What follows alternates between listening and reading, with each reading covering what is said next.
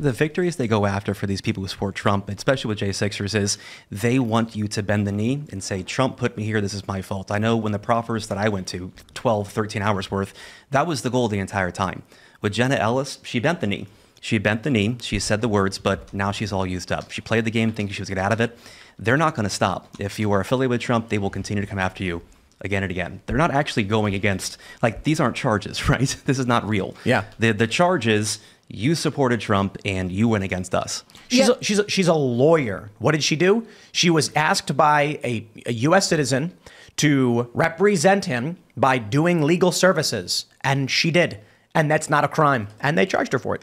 Kenneth Chesborough, who also pled guilty in Georgia, is one of the, I think he's co-conspirator number 5 or something. Unindicted though, right? Unindicted. And so it's this thing, they're like, he pled guilty, he is still being implicated in something.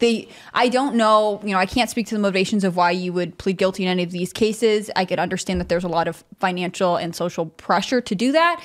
On the other hand, it doesn't protect you from anything else. And especially with the fervor with which they're approaching, they being a larger left-wing movement in the country to convict Trump. I mean, this came out the day that we had Supreme Court arguments, and I know we might talk about that later, but it's anything to try and make Trump look bad because inevitably he's going to be the Republican nominee, and there is hysteria about preventing him from getting in the White House. I mean, it's the same field of people that are running these polls that are saying, well, RFK is taking votes away from Trump, when actually they're also praising RFK's entire family for being like, he should drop out of the race, he's making it more difficult. Like, they just want anything to keep Trump out, and all of this feels like a waste of taxpayer dollars to me, to be honest. I can't imagine being in any of these states, especially if you live in a city that has a serious crime problem, being like, thanks, guys, this is what you're investigating? Yeah, I don't think they have any concern wasting taxpayer dollars. Well, no, hold on a second. Taxpayers probably do. Well, I think we're missing something, right? If we want to argue, and I think there's at least some room for this form of analysis, that the purpose of a system is what it does.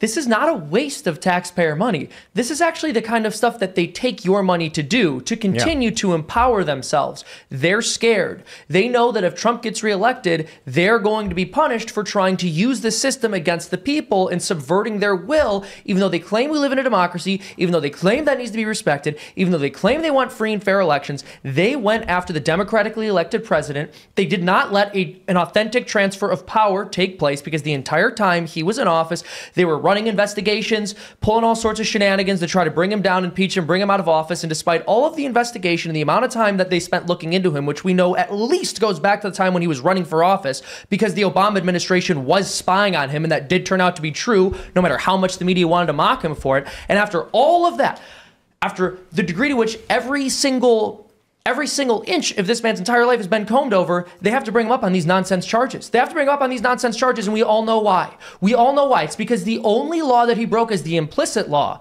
Don't challenge the deep state. It's not a law that's formalized or written down or codified, but when we see the way they're handling Trump and the people he surrounded himself with, it is very clear that it's one of the highest rules in this country. You know what I love? It's that back in like the 2016 cycle, the deep state guys got together and they were like, Trump's forced our hand. Release the tape of him saying, grab him by the pussy. He's done. And then they release it and nothing happens. And they're like, what's going on? Why isn't he losing? And it's like, sir, he's become more popular. It's like, So they have to keep ramping it up. They've come to the point now where everything that they thought would actually stop him didn't. So they're just making things up now. And they're like, he had a marketing team that wanted to make him look good in the press. So he cheated. Arrest him, I guess.